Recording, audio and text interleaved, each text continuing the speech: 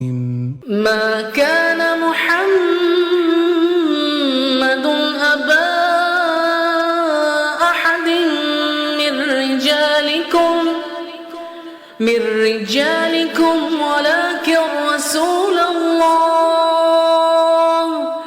ولكن رسول الله وخاتم النبيين وكان الله بكل شيء عليما.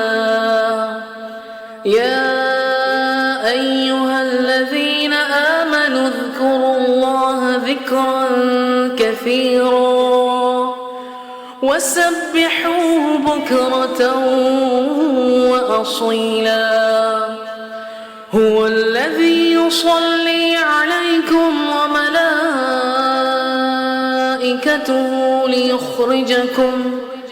ليخرجكم من الظلمات إلى النور وكان بالمؤمنين رحيما. تحيتهم يوم يلقونه سلام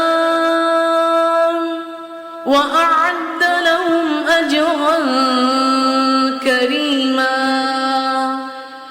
يا أيها النبي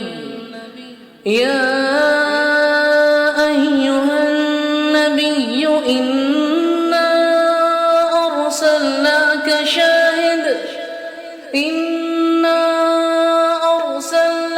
شاهدا ومبشرا ونذيرا وداعيا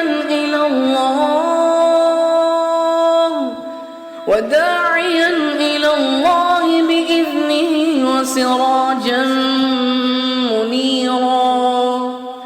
وبشر المؤمنين بأن لهم من الله فضلا كبيرا.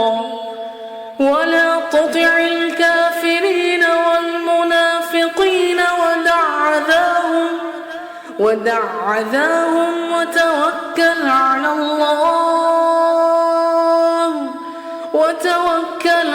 الله